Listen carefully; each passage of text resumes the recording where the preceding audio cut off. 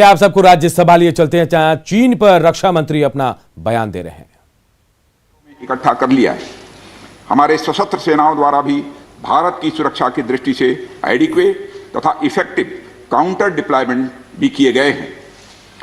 मुझे यह बताते हुए सभापति महोदय गर्व महसूस हो रहा है कि भारतीय सेनाओं ने इन सभी चुनौतियों का डटकर सामना किया है सभापति महोदय, तथा अपने शौर्य एवं बहादुरी का परिचय पेंगांग त्सो के साउथ एवं नॉर्थ बैंक पर दिया है।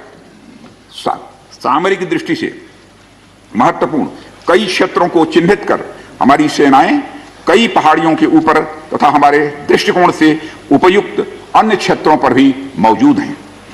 भारतीय सेनाएं अत्यंत बहादुरी से लद्दाख की ऊंची दुर्गम पहाड़ियों तथा कई मीटर बर्फ के बीच में भी सीमाओं की रक्षा करते हुए अडिग हैं, और इसी कारण हमारा एज बना हुआ है। सभापति महोदय, हमारी सेनाओं ने इस बार भी यह साबित करके दिखाया है कि भारत की संप्रभुता एवं अखंडता की रक्षा करने में वे सदैव हर चुनौती से लड़ने के लिए तत्पर हैं और अनवरत कर रहे हैं।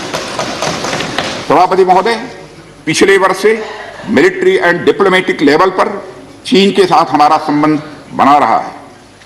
इस बातचीत में हमने चीन को यह बताया है कि 3 सिद्धांतों के आधार पर हम इस समस्या का समाधान चाहते हैं। फर्स्ट, दोनों पक्षों द्वारा एलएसी को माना जाए और उसका आदर किया जाए। दूसरा, किसी भी पक्ष द्वारा यूनिलेटरली स्टेटस को बदलने का प्रयास न किया जाए। तीसरा, सभी समझौतों का दोनों पक्षों द्वारा पूर्ण रूप से पालन किया जाए। सभापति महोदय, फ्रिक्शन क्षेत्रों में डिसएंगेजमेंट के लिए भारत का यह मत है कि 2020 की फॉरवर्ड डिप्लॉयमेंट जो एक दूसरे के बहुत नजदीक हैं वे दूर हो जाएं और दोनों सेनाएं वापस अपनी अपनी स्थायी या मान्य चौकियों पर वापस लौट जाएं। सभापति महोदय, बातचीत के लिए हमारी स्ट्रेटेजी तथा अप्रोच माननीय प्रधानमंत्री जी के इस दिशा निर्देश पर आधारित है कि हम अपनी 1 इंच जमीन भी किसी और को नहीं लेने दें। हमारे दृढ़ संकल्प का ही यह फल है कि हम समझौते की स्थिति पर पहुंच गए हैं। इन दिशा निर्देशों के दृष्टिगत सितंबर 2020 से लगातार मिलिट्री एंड डिप्लोमेटिक लेवल पर दोनों पक्षों में कई बार बातचीत हुई है कि इस डिसएंगेजमेंट का म्यूचुअली एक्सेप्टेबल तरीका निकाला जाए। अभी तक सीनियर कमांडर्स के स्तर पर 9 राउंड्स की बातचीत हो चुकी है। राजनयिक स्तर पर भी WMCC यानी working mechanism for consultation and coordination of India China border affair के तहत भी बैठकें होती रही हैं।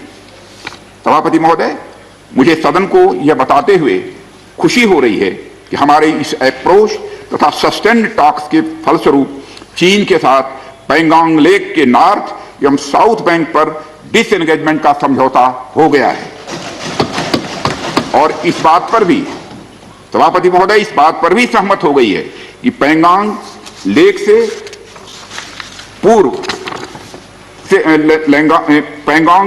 पूर्ण डिसएंगेजमेंट के 48 आवर्स के अंदर सीनियर कमांडर स्तर की बातचीत हो तथा बाकी बचे हुए मुद्दों पर भी हल निकाला जाए।